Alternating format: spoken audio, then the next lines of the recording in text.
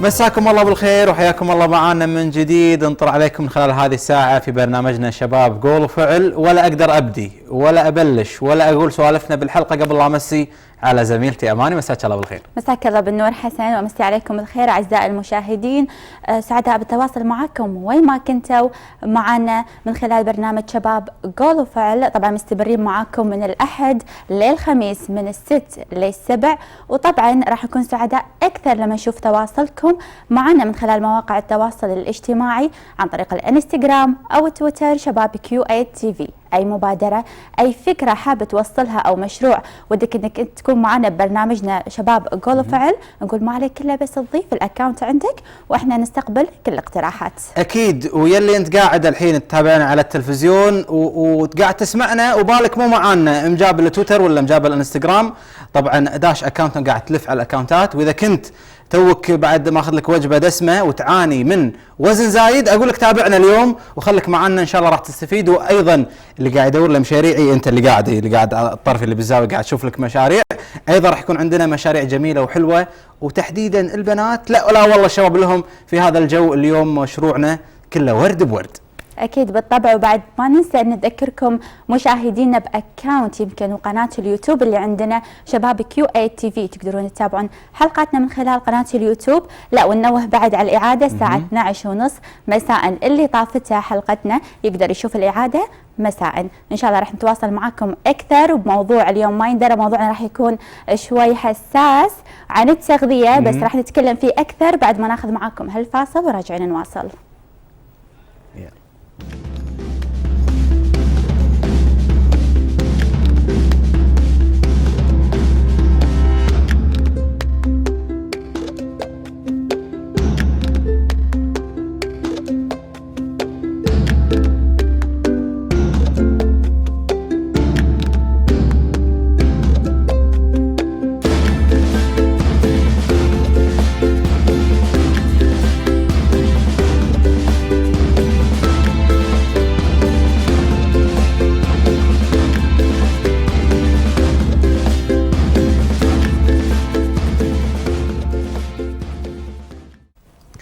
حياكم الله معانا من جديد. نتواصل وياكم في شباب قول وفعل، ودائما عندنا حكايه سوالفه نسولف فيها قبل لا نبلش نرحب في ضيوفنا ونطلع التقارير. سالفتنا اليوم اماني وايد ناس تشتكي منها، ووايد ناس تدري انها قاعد تسوي شيء غلط لكن مو عارفه تداركه ولا تصلح فيه. هذا الموضوع الا وهو الاكل والتغذيه، وما ادراك ما الاكل والتغذيه. عدل اكيد عاد كلش ولا الاكل حسن. يعني الاكل هذا الواحد طبعا ما يقدر يعني يستغنى يمكن عن وجباته الغذائيه صحيح. او الاكل نفسه، بس مثل ما قلت يمكن في عادات جدا سيئة وعادات جدا يمكن خاطئة الواحد قاعد يتبعها وهو مو حاس على نفسه وما يدري ان اللي قاعد يسويه غلط. وفكل هذا شيء يسوي إعانة ويرد ياكل على نفس يمكن البرنامج اللي هو ماشي عليه بدون لا يركز. يمكن ممكن العادة السيئة هذه تضر بصحته وتضر بنفسه وتسبب له يمكن السمنة. والله انا يعجبوني من هالناس اللي شاد حيله ويقول لك من لحد بس يا ابو علي خلاص بلشت رجيم واسمح لي لا تعزمني ولا اعزمك ولا تجيب لي حلو ولا اجيب لك حلو. يبلش لحد الاثنين ثلاثة، شو تقرب للاربعاء الخميس بدا يبوق بالاكل يمين يسار، يا الويك اند وهالعزايم وهاليمعات انهدم الرجيم هذا كله. ومو اي رجيم، يستخدمون الرجيم القاسي جدا أكيد. اللي حارم من نفسه من كل شيء، وهذه اخطر انواع الرجيم يقول. اكيد اخطر انواع الرجيم. اكيد لما انت تحرم نفسك يمكن من الاكل على اساس انك تضعف، هذا غلط، هذه عاده يعني سيئه جدا. لا، نظم وجباتك بحيث انك انت ما تزيد. لازم يكون في توازن بين الوجبات الغذائيه.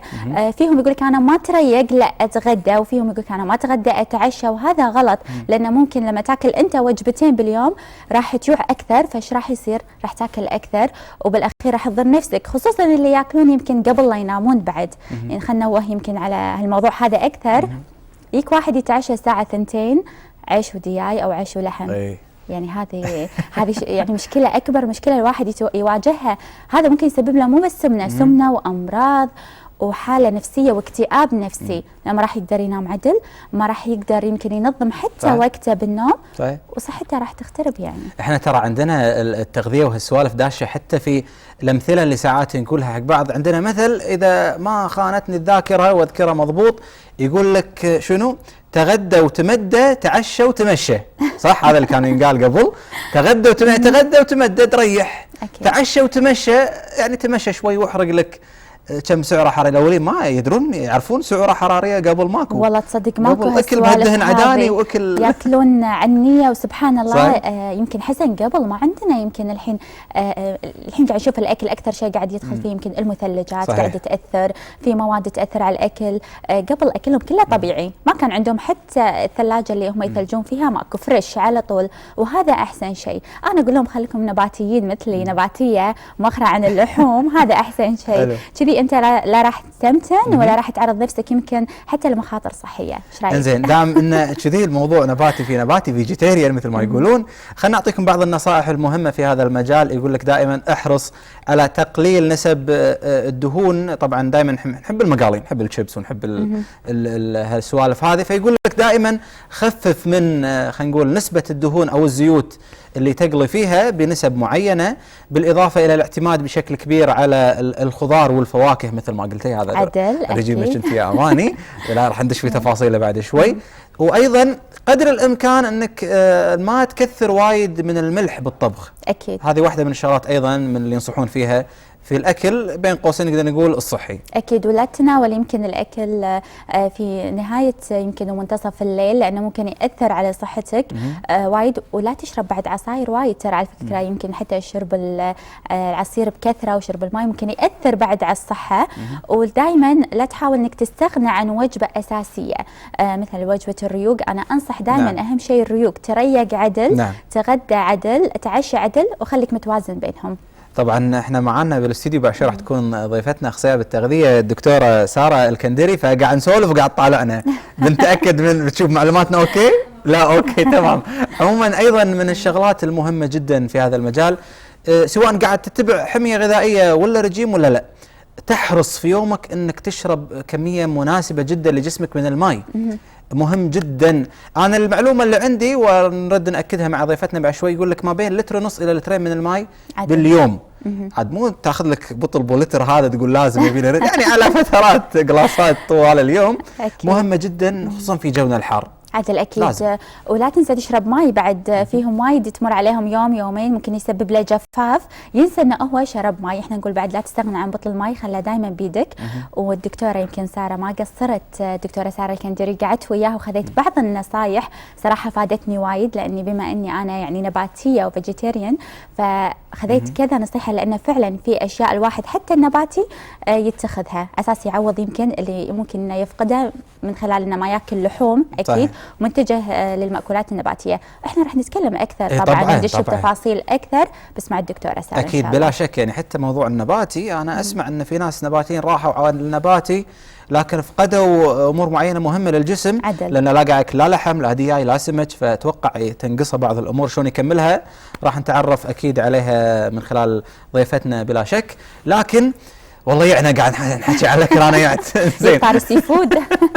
اي والله. خلينا نطلع معاكم هذا التقرير الخاص في المعرض للصناعات الكويتيه اللي تم تنظيمه في ارض المعارض الدوليه في مشرف.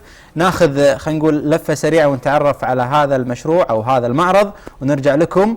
وفقراتنا مستمره اليوم، غذاء في غذاء وايضا فيها ورد، لكن بعد هذا التقرير رادين خلكم ويانا.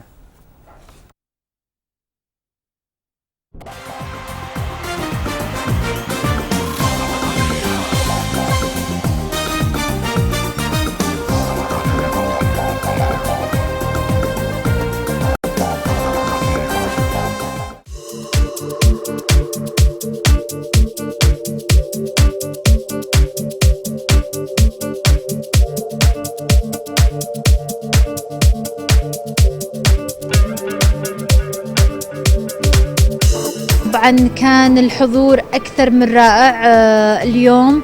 الإقبال الوعي الصناعي اللي احنا نهدف ان ننشره لكافة شرائح المجتمع الحمد لله تلمسنا اليوم من خلال التفاعل مع المصانع، التفاعل مع المنتجات المحلية بالكويت، وهذا اللي بالفعل يهدف للاتحاد.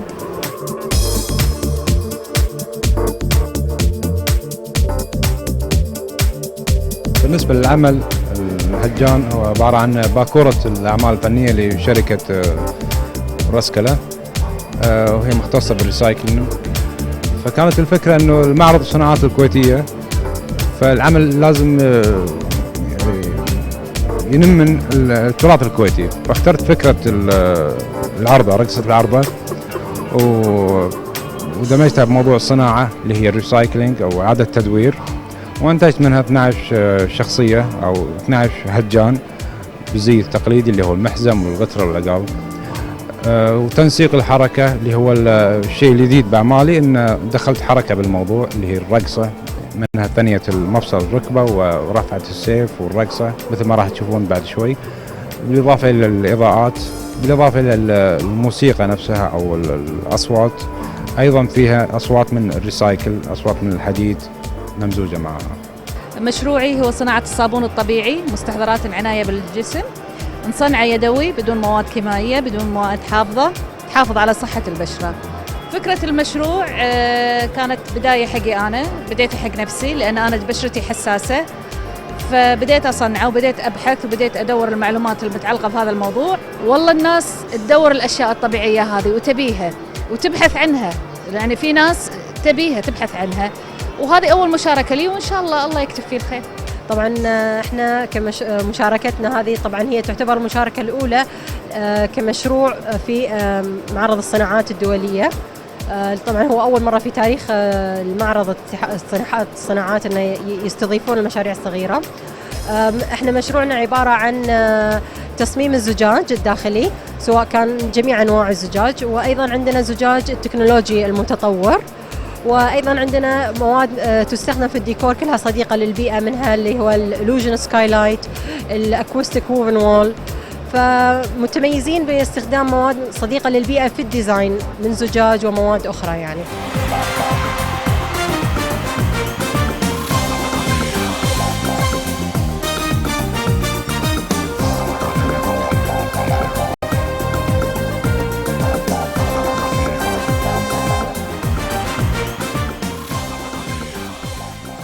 مثل ما شفنا معكم مشاهدينا معرض الصناعات الكويتية، شفنا عدد كبير يمكن من المشاركين من الشباب والبنات اللي فعلا لهم مشاريع جدا هادفة ومشاريع وأفكار جدا غريبة، مثل الريسايكلينج والمواد الطبيعية. أنا اللي لفت انتباهي يمكن أكثر الصابون، بالفعل الحين الواحد يدور على الشيء الطبيعي، الشيء اللي ما تكون فيه مواد ضارة للبشرة أو للجسم. أفكار جدا جميلة منهم، الواحد يقدر أنه يستفيد ويتعرف عليهم أكثر طبعا من خلال زيارته يمكن معرض الصناعات الكويتية، ونتعرف أكثر على يمكن المأكولات الطبيعية مع الدكتورة سارة الكندري، أخصائية تغذية علاجية وعضو حملة إدامي نباتي. ما شاء الله يعني دكتورة سارة منورتنا، واليوم شغلنا كله طبيعي بطبيعي. ما شاء الله عليكم، من أول برنامج ماشيين مع التغذية والبيئة، وطبعا ما شاء الله حكيكم كله تمام. احنا كلنا ناكل، فكلنا لنا آرائنا بالتغذية، وما شاء الله آرائكم جدا إيجابية. حتى موضوع البيئة داش في حملتنا، فشكرا لكم على الاستضافة وعلى المقدمات الحلوة. حياك الله عزة وغالية، واحنا بنستغل الوقت بأكثر كم من الأسئلة إن شاء الله نفيد فيها المشاهدين. لكن قبل لا نبدي، اسم المشروع بحد ذاته أو العنوان إدامي نباتي. نعم. احنا نعرف رب البيت روح نبي إيدام معناته سمك ولحم ودياي. إدامي نباتي، نبي نتعرف على المشروع أكثر. هو المعنى اللغوي لكلمة إيدام ترى هي مو متعارف عليه. الإدام هو ما يؤدم به أو يغمس فيه، من موسوعة عبد العزيز الرشيد من الكلمات الكويتية، لكن اصطلح عليه يعني كان الرسول صلى الله عليه وسلم يقول أن خير الإدام الخل، فكان يغمس خبز الشعير بالخل. فكان ما يغمس فيه. احنا الحين شنو ما يصطلح اللي يغمس فيه اللي يكون مع المرق؟ العيش. صحيح. فاصطلح حاليا ان اي شيء يكون مع العيش يسمونه إدام، معلومة سواء جميلة صراحة. لحم دياي أو السمك. نعم.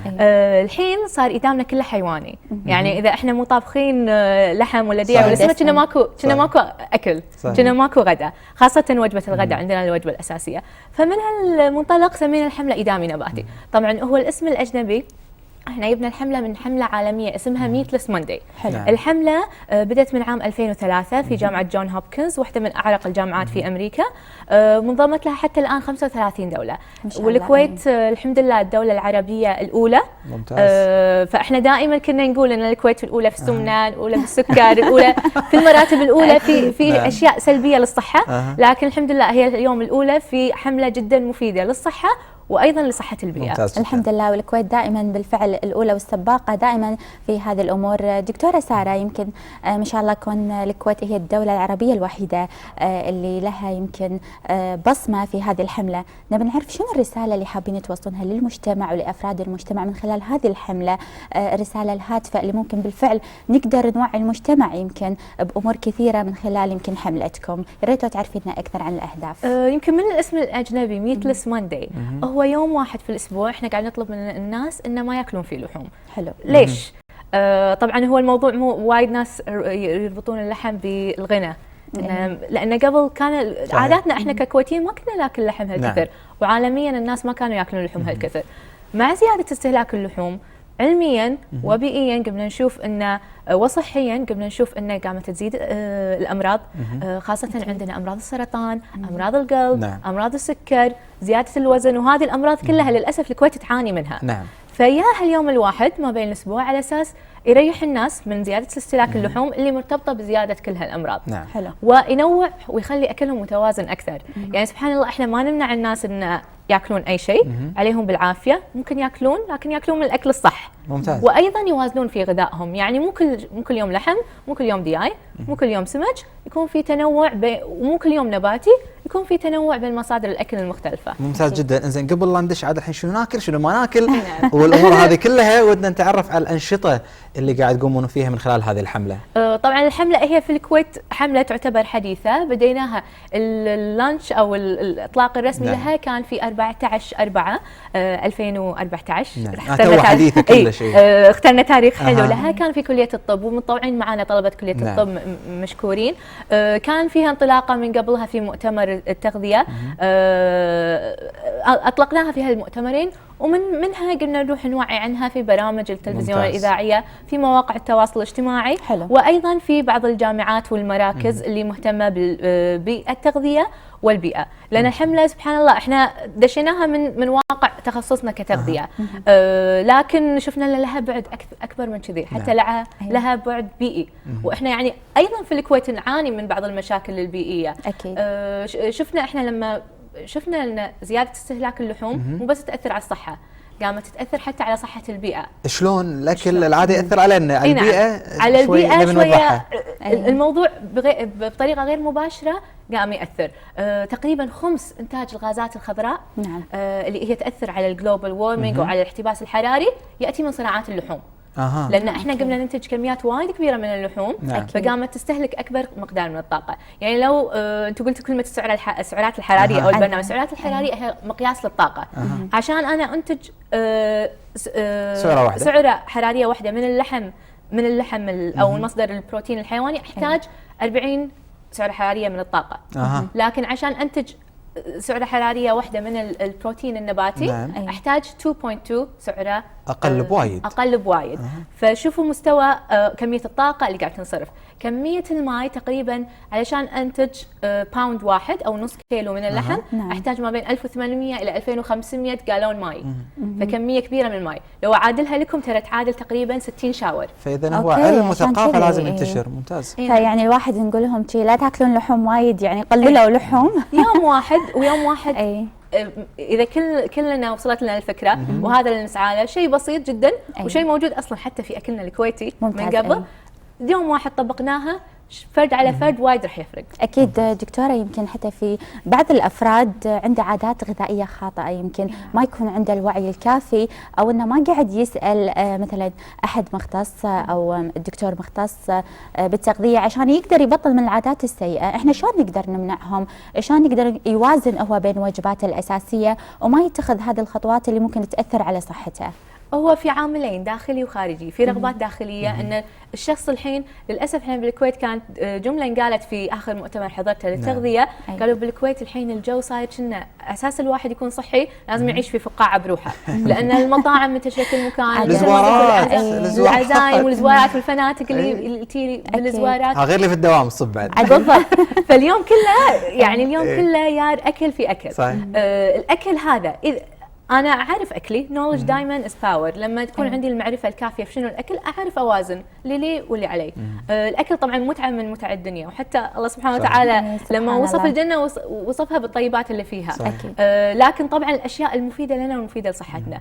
أبي أخذ أشياء مو مفيدة اللي هو المتداول حاليا، ممكن أخذه لكن بتوازن. أكيد. وأيضا أوازنه بالنشاط الحركي. فهي العملية كلها لا هي عملية حرمان ولا هي عملية رجيم قاسي ولا أدش بدوامة إن أنا أضعف وأرد أمتن. نعم. عملية اتزان، هذه هي الكلمة اللي نبيها. اكيد بلا شك. انزين انا وايد ناس من يقول لي والله ابو علي بسوي رجيم ببلش، على طول اقول له انزين غير الرجيم ايش بتسوي؟ يقول لي لا هو رجيم عاد على انواع الرجيم اللي في يقولون رجيم قهوه ورجيم ماي ورجيم الاشكال والالوان. ايش كثر خلينا نقول الرجيم يفقد قيمته بغياب ممارسه رياضه؟ ممكن واحد يضعف برجيم من غير رياضه؟ لا، هو طبعا عوامل الصحة كثيرة. إذا احنا بنسوي بالانس أو توازن للصحة، مبنى الصحة مبني على 4 أمور. حلو. الصحة بشكل عام. حتى التغذية متأثرة فيها.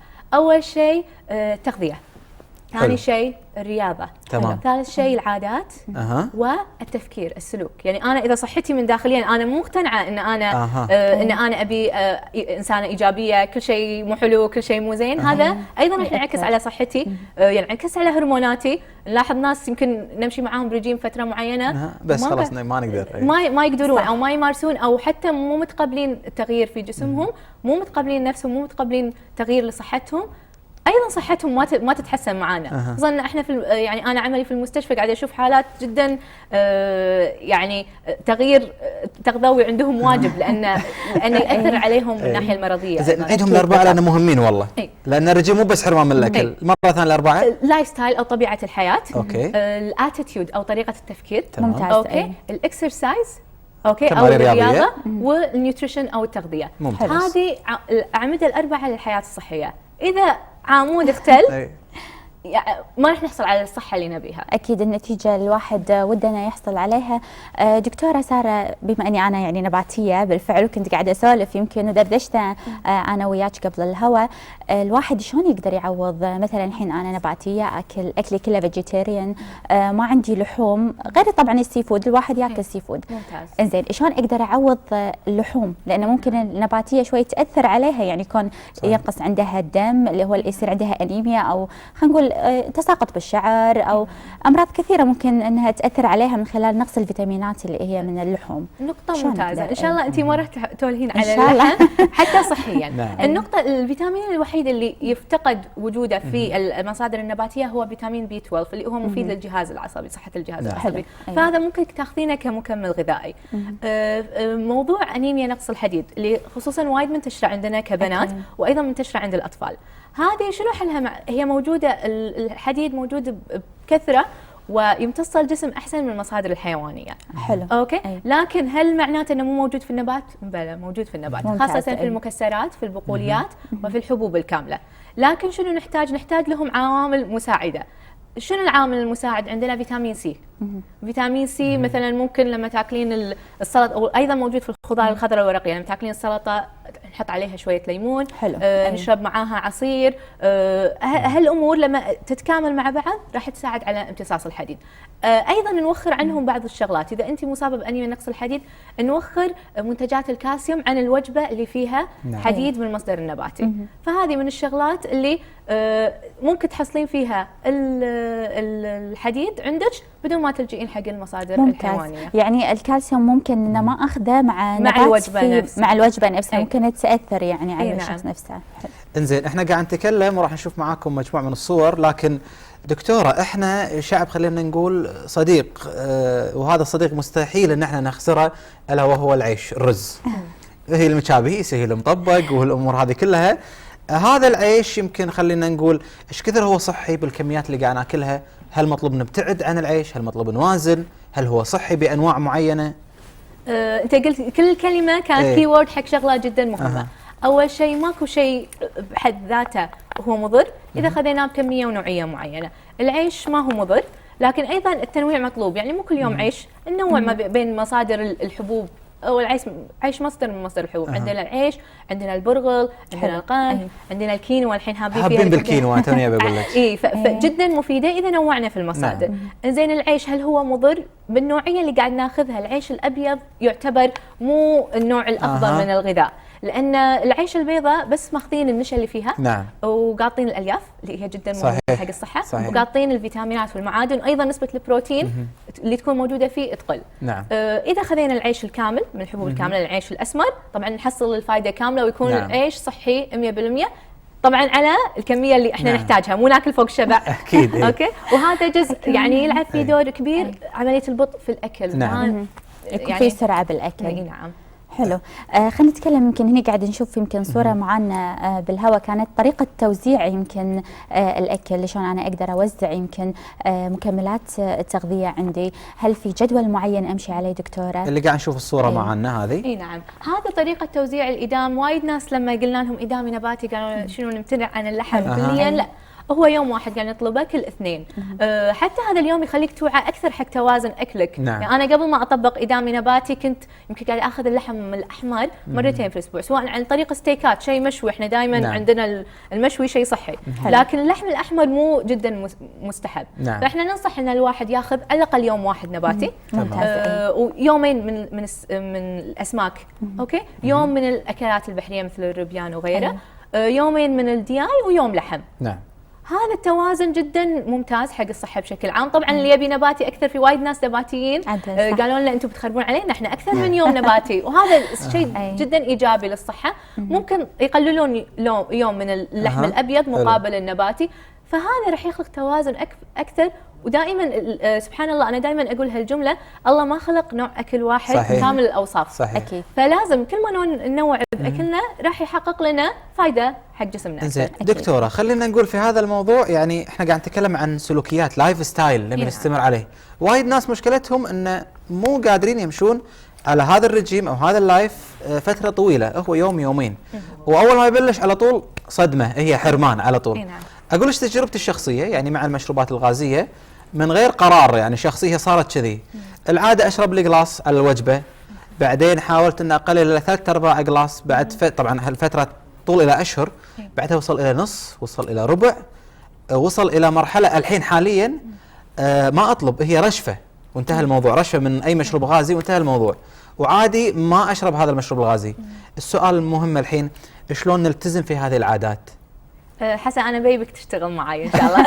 لان هذا اللي بالضبط اللي نبي، هو التدرج في العادات. اذا انا خصوصا شغله وايد احبها، مو باكر ما ابي اشرب مشروب غازي، مو كذي الموضوع. في ناس يمشون مع هالطريقه، لكن التدريج دائما، حتى في وايد حملات عالميه قامت على هالموضوع. نعم. يعني مثلا عندك في بريطانيا كانوا، انت ذكرت في اول برنامج ان تقليل الملح جزء رئيسي نعم. لتقليل امراض القلب وخاصه نعم. ضغط الدم. ببريطانيا قللوا الملح شوي شوي في المنتجات اللي عندهم بدون ما الشعب يدري. ممتاز، حلو. وما حسوا فيها. ما حد حس ان الاكل ما صح، فشوي شوي انت تعود علامات التذوق عندك انه ما تتقبل هالاكل. بعد فتره اوتوماتيكيا راح تشوف روحك ما راح تقبل، يمكن ما تتقبل اصلا، ما راح تتقبل هالاكل. نعم. فشوي احنا عندنا مشكله في علامات التذوق، عندنا وايد عودناها على الاكل الغلط. احنا مو مشكلتنا ان احنا ناكل او ما ناكل، اكلوا عليكم بالعافيه، لكن اكلوا الاكل الصح مو الاكل الغلط. والتدرج في ترك العادات الغذائيه الخاطئه هو احسن. اكيد بالطبع. احنا بنستغل وجودك يمكن دكتوره ساره، ونتكلم يمكن عن الجمال، جمال البشره، نضاره البشره. هل فعلا لها علاقه بالتغذيه، خصوصا ان لما الوحده تكون بشرتها باهته يقول لها الدكتور لا، يعني ممكن تاكلين اكل فواكه طبيعيه او اكل يكون فيه فيتامينات تفيد بشرتك. فايش كثر العلاقه هذه تربط بين الجمال وبين التغذيه؟ طبعا ما الجمال الداخلي دائما كسلوك وكتغذيه ينعكس على الخارج، لان كل خلايانا هي عباره تاخذ تغذيتها وتقدر تؤدي مهماتها من خلال الغذاء اللي احنا قاعد ناكله. فالفيتامينات والمعادن جزء مهم. الفيتامينات والمعادن خاصه اللي مهمه للجمال، فيتامين اي اللي موجود اكثر شيء عندنا في بعض المصادر الحيوانيه مثل البيض. من اهم المصادر عندنا بعض المصادر النباتيه مثل الفواكه الخضار اللي لونها برتقالي، القرع، المشمش، الامور هذه. فيتامين سي جدا مهم، وهذه الفيتامينات وايد تلاقينها في الكريمات. يعني لو ناخذها بطريقه طبيعيه جدا تكون ممتازه. الزفر طق صحبه مع الزفر لانه جدا ممتاز. يعني الاوميجا 3 الاوميجا 3 جدا مهم حق رطوبه البشره. الماء جدا مهم حق رطوبه البشره. هذه كلها تغذي البشره وتنقل لها المغذيات اكيد بلا شك. الدكتوره ساره الكندري صراحه اخصائيه بالتغذيه العلاجيه، الحوار معك شيق جدا. ان شاء الله تكون نضيفها مره ثانيه في نص دقيقه 30 ثانيه. كلمه اخيره حابه توجهينها للمشاهدين؟ طبعا احب اشكرهم واحب انصحهم دائما انه يتوازنون في كل حياتهم، يتوازنون في غذائهم عشان يحصلون الصحه اللي يبونها، واكيد اتمنى لهم الصحه والعافيه. والله طمنا على روحنا متوازنين الحمد لله. هي اكيد الحمد لله. اهم شيء الواحد يتبع نظام تغذيه سليمه وصحيحه، كذي راح يفيد نفسه ان شاء الله وصحته راح تكون 100% اكيد. يعطيك الف عافيه دكتوره ساره. راح نطلع معاكم حاليا فاصل ونرجع نستكمل معاكم بقيه فقراتنا في شباب قول وفعل. خلكم معانا ناطرينكم، ترانا متواصلين.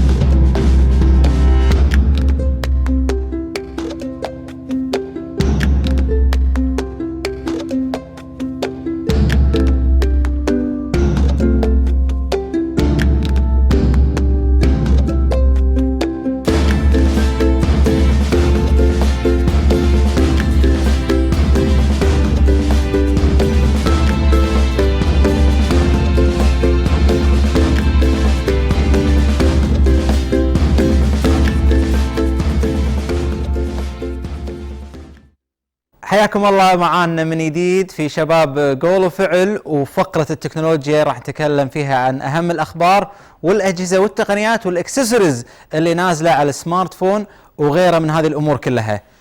اليوم راح أتكلم عن هواة التصوير بعالم السمارت فون وتحديدا على الايفون. الكل يحب انه يصور بطريقه بروفيشنال، يحب يصور مو بس صور فوتوغرافيه، يحب يصور ايضا شغلات فيلميه. اليوم راح اخصص فقرتي في هذا المجال وهذا الجانب، وراح اتكلم معاكم عن اشهر اعلان صور مو بكاميرات SLR ولا ببلاك ماجيك ولا بكاميرات احترافيه سينمائيه، وما راح تصدقوني اذا قلت لكم صور هذا الاعلان اللي خلينا نقول اشهر ماركه من ماركات سيارات. ما راح اقول شو الماركه، راح تشوفونها معانا بعد شوي، بجهاز بسيط جدا وسهل جدا اللي هو جهاز الايفون. تصور هذا الاعلان ولا وازيدكم من الشعر بيت، تمنتج كذلك ايضا بجهاز ايباد من خلال برنامج الاي موفي. قبل لا اوريكم هذا الاعلان وهذه الدعايه وشلون صوروا خلينا نقول هذه الدعايه بجهاز الايفون، كانت لهم بعض خلينا نقول الاكسسوارز والعدسات اللي دمجوها بالايفون عن طريق كفر تركب في بعض العدسات الاحترافيه، وهذا شيء سهل جدا. تدشون على امازون، تدشون على اي باي، تقدرون تشوفون هذه العدسات الخاصه بجهاز الايفون. لكن هالمره قاعد اكلمكم بطريقه احترافيه، واللي يبي يعرف تفاصيل اكثر طبعا يقول لك طبعا ابو علي ما اقدر اتحكم بالشتر سبيد بالكاميرا، ما اقدر اتحكم بدرجه الاضاءه والفوكس وغيرها من هذه الامور. خل أعرفكم على برنامج مهم جدا.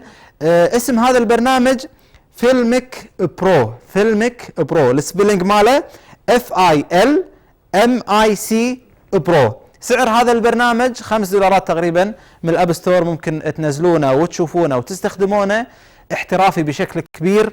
في اوبشن راح تتفاجئون ان اقدر اتحكم بعدسه كاميرا الايفون بهذه التقنيه من خلال هذا البرنامج. ما راح اطول عليكم وايد، راح اوريكم شلون مو الاعلان، راح اوريكم شلون صوروا دعايه اغلى سياره في العالم موجوده بالايفون فقط، وتم مونتاجه بالايباد فقط. خلينا نشوف معاكم هذا التقرير ونرجع وياكم ونسولف اكثر في عالم التكنولوجيا.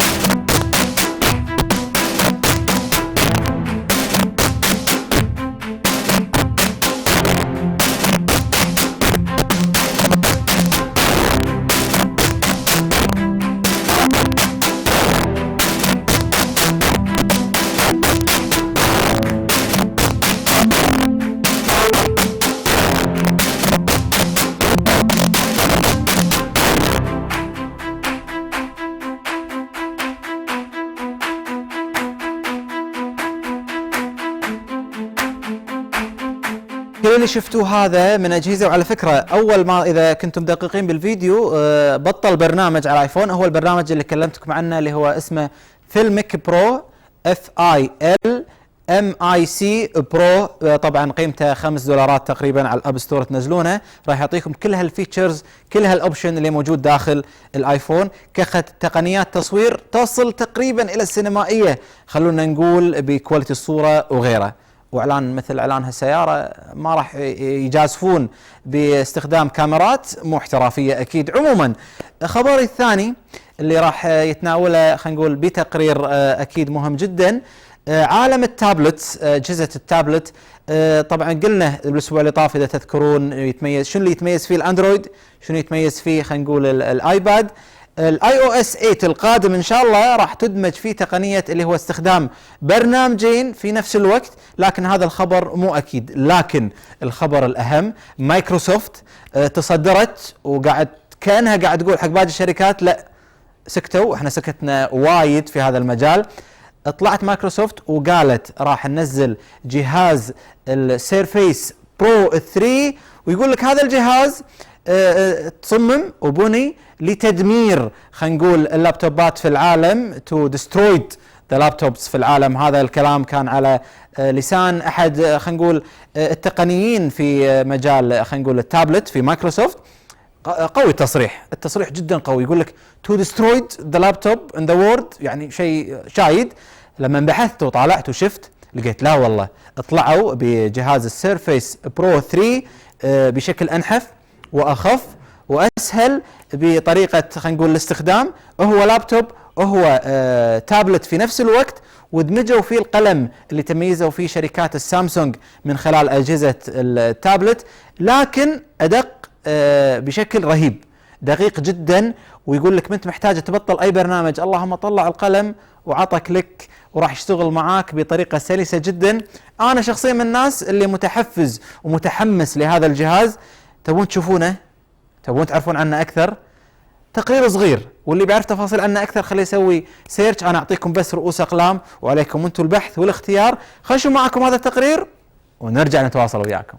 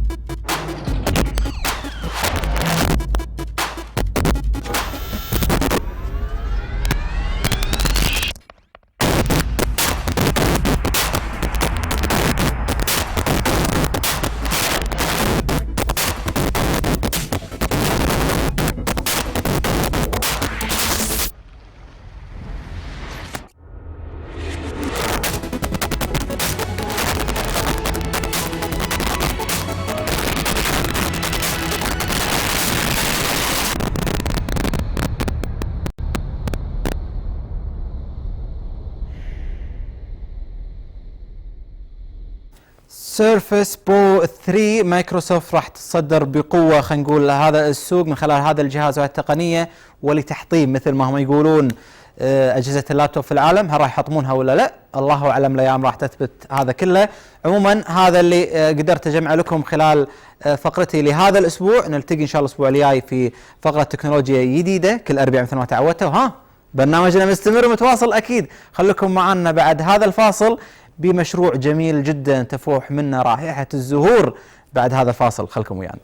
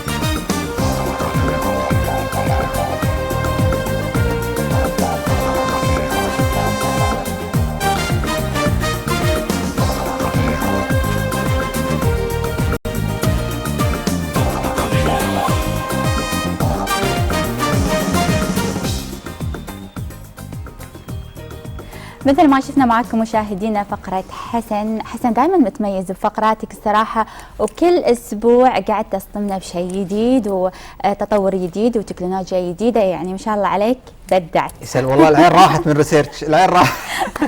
يعطيكم العافية. ومثل ما قلت يمكن ريحة الورد، واحنا أكيد بالفعل يعني اليوم كلامنا كله عن الأكل الطبيعي وعن الشيء الطبيعي والورد الطبيعي، ويانا اليوم ما شاء الله عليها فنانة تشكيلية صاحبة مشروع ورد حصة. نرحب فيك حصة البكر ويانا في برنامج شباب قول وفعل. يا هلا فيك. حياك الله ويا مرحبا فيك. وقبل لا نتكلم على الفن التشكيلي وغيره نبي ندش بداية عن مشروعك اللي طلعتي فيه ورد حصة. خلينا نتكلم فكرة المشروع وشون لقيتي نفسك في هذا الجانب. هو الورد ممكن أقول مو غريب علي، من يوم أنا صغيرة أنا على طول يعني بالبيت يكون عندي الورد وكذي. فبلشت بالبداية مع رفيجاتي أو استقبالات الأهل وكذي، فبلشت معاهم وحصلت التشجيع من أهلي ورفيجاتي والمحيط اللي أنا فيه، ومن هنا بديت. والحمد لله يعني ثقة اللي قاعد يتعاملون معي، خلينا نقول الكاستمرز اللي قاعد يتعاملون معي هي اللي شجعتني أكثر. ممتاز، حلو. حصة ما شاء الله عليك فنانة تشكيلية وصاحبة مشروع يمكن ورد حصة، وشيء وايد حلو لما الواحد يتشجع بالفعل، يمكن يكون عنده موهبة انه حاب انه ينمي من نفسه وينمي من موهبته ويبدع بهالمشروع هذا اكثر. ابي الورد، يعني خصوصا الورد لما احنا البنات طبعا وايد نحب الورد ويستهوينا يمكن الورد والوانه. ما حسيت شوي في صعوبة كون الورد شوي يبي له دقة يمكن في الاختيار، دقة بالتصميم، شلون انا اقدر حتى اكون باقة معينة، ولا لقيتي الحمد لله ما في اي صعوبة بهالمشروع هذا؟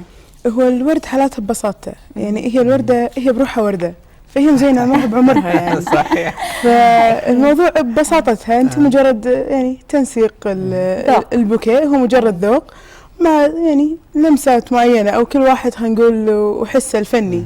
هو بالنهاية عمل فني يعني. انت ما شاء الله عليك فنانة تشكيلية، فاكيد لك حس فني بهالامور هذه. اكيد. انزين، يعني الموضوع ما يبي له دورات معينه، لان اسمع في ناس تاخذ دوره تنسيق الزهور ولا دوره التعامل مع الزهور. انت استغليتي خلينا نقول جانبك الفني بالفن التشكيلي بالزهور اكثر، ولا لا كان من واقع دورات معينه؟ هو كل شيء له اساس، إيه؟ ما في شيء يعني يكون كذي. صحيح. فخلينا نقول اليوم بعد متخصص اتوقع بالتكنولوجيا اكثر. اليوم العالم صار كله قريه، مثل ما قريه صغيره. فالله يخلي يوتيوب والانترنت وجوجل، فهذا كله يساعدنا. ممكن تكتب اي شيء تبي تبحث عنه وتطلع لك كل اساسياته. فخلينا نقول ان التكنولوجيا ايضا خدمتني في الموضوع.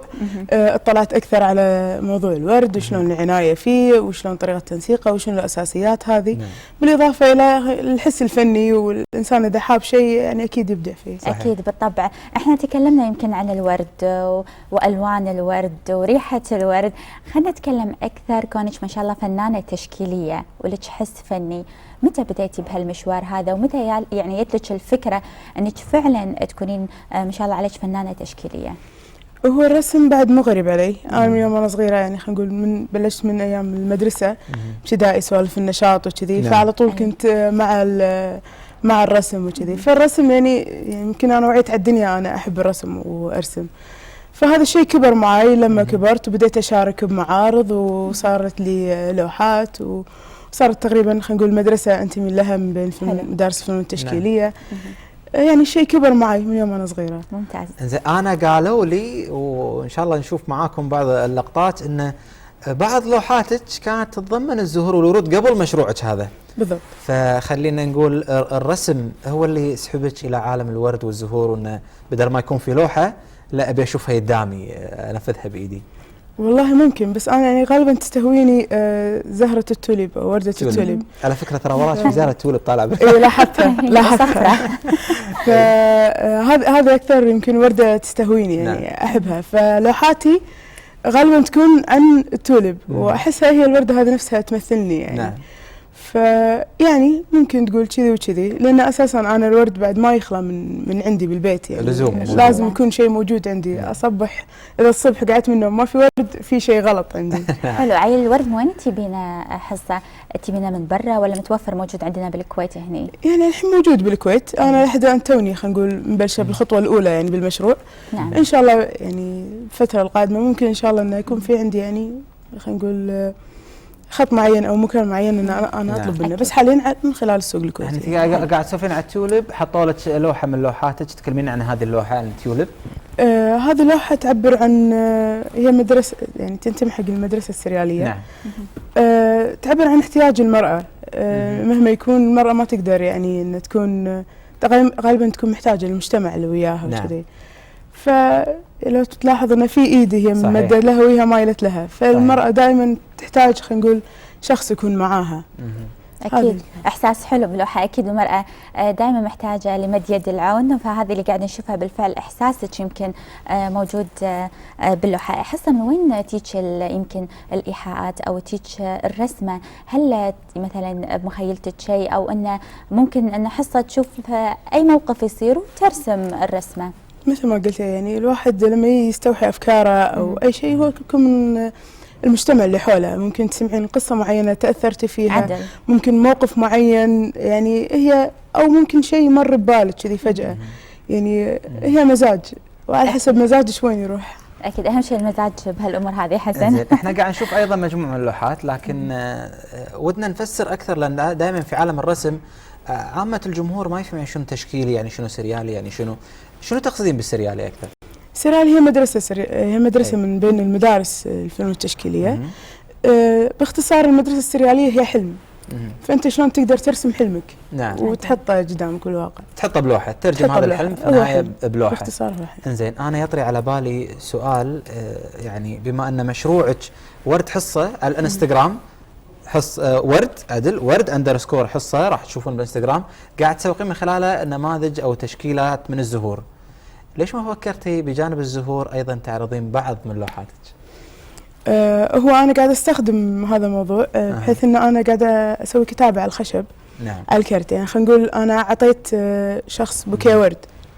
الورد ممكن أوكي توصل مشاعره وتوصل إحساسه. نعم. ويموت، بس أنا دائما أكتب على الخشب مثلا هابي بيرث داي أو على حسب يعني مولود في طريقة فنية.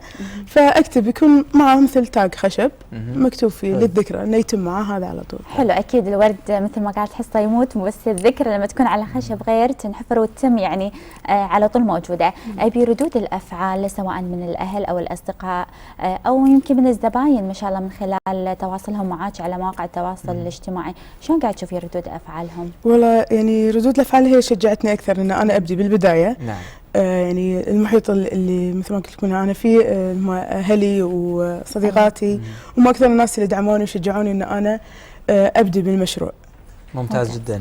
احنا على فكره في شباب قولوا فعل نحرص دائما تكون هناك عندنا ضيوف لهم مواهبهم وقاعد يستغلون هذه المواهب في جوانب، في خلينا نقول مشروع صغير في الانستغرام وغيره. لكن دائما انا اسال هذا السؤال، خلينا نقول اول ما تفكرون في مشروع صار سهل جدا ان الشاب الكويتي او البنت الكويتيه تبلش مشروعها بالانستغرام، هل هو تجربه حق خطوه قادمه ان شاء الله بالنسبه حق ورد حصه؟ اكيد هو تجربه.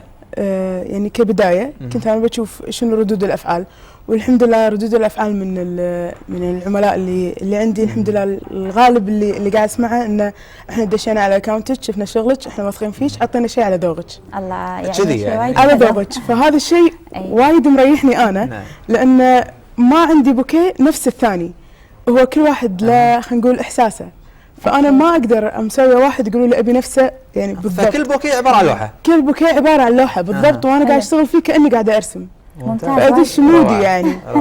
شيء وايد حلو. حصة نبي منك نصائح وردية انزين تنصحين فيها البنات والشباب، خصوصا البنات يمكن اللي تكون عندهم افكار ومشاريع مثلك ما شاء الله عليك حصة، تميزتي وابدعتي وما تكون عندها الجرأة انه بس تطرح فكرتها او مشروعها، شنو ودك تقولي لهم من خلال برنامجنا؟ ودي اقول لهم اللي عنده شيء يحبه خل يبدي فيه، والموضوع جدا سهل، بس انت الانسان يكون جاد بالموضوع هنقول ويتخذ القرار ويبلش. بس خليه يجرب يجرب، سواء نجحت مو خسران شيء. صحيح، مو مو خسران خسران خساره اكيد بلا شك.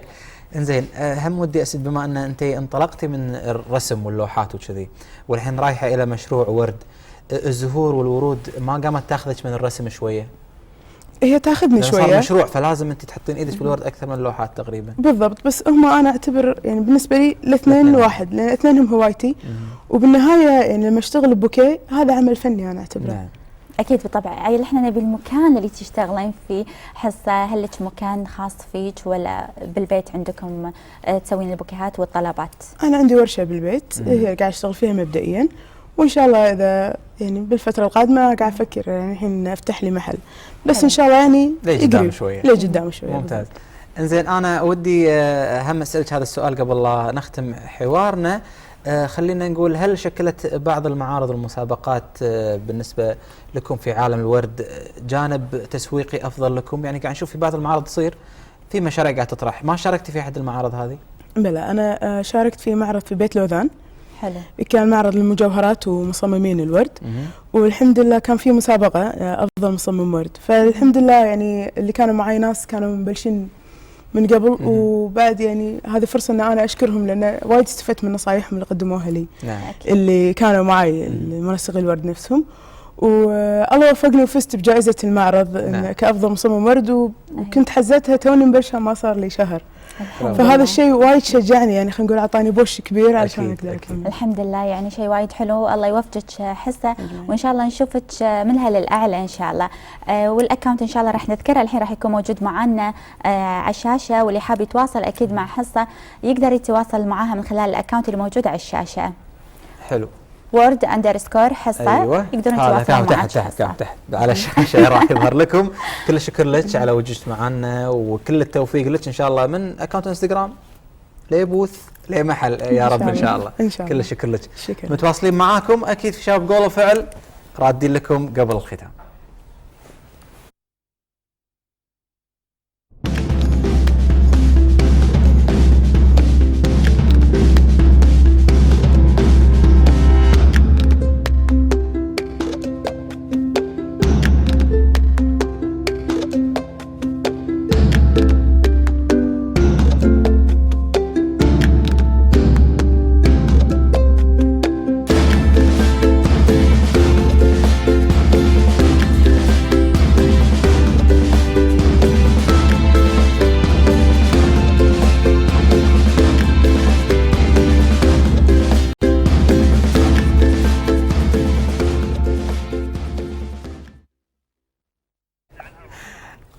حياكم الله معنا من جديد، لكن بهذه العودة راح يكون فيها وداع، لكن وداع على أمل لقاء أكيد. أكيد على أمل لقاء فيكم إن شاء الله في حلقة جديدة ومتجددة إن شاء الله بمواضيع أجد. اليوم نتمنى أنكم استمتعتوا من خلال طرح يمكن لمواضيع عدة، منها يمكن المأكولات الطبيعية والنباتية، وآخرها على قولتهم ختامها مسك مع الورد. ختامها ورد مسك. أكيد وما ننسى بعد الشكر موصول أيضا لمصممة الأزياء أبرار الكندري على أزيائها الجميلة، والشكر موصول أيضا لكم مشاهدينا. وهم ننوه على الإعادة. ما خليتي لي شكرتي أبرار وشكرتي المشاهدين، أنا ما من أشكر الحين. لازم وين الشكر. أنا أشكر كل ستاف البرنامج اللي موجودين، من مصورين وبالكنترول، من إعداد وإخراج، كل الشباب أشكرهم، لازم أشكرهم. أكيد يعطيهم ألف عافية طاقم عمل البرنامج المميز. وهم اللي حاب يتواصل معنا على أكاونت الانستغرام أو التويتر شبابي QA TV، واليوتيوب عند حسن. اليوتيوب عندي اليوتيوب غير، اليوتيوب راح يكون شباب أيضا QA TV، من خلاله ممكن تشتركون بسبسكرايب واللايكات والكومنتات، تعليقاتكم مهمة أكيد. وأيضا هذا الأكاونت ما نحط إلا لكم لمتابعة الحلقات اللي فاتتكم، وإذا كنت ضيف عندنا وتبي تشيحط عند ربعك اللينكات راح تكون موجودة على هذا الأكاونت أكيد. أكيد نشوفكم على خير، مع السلامة، في أمان الله.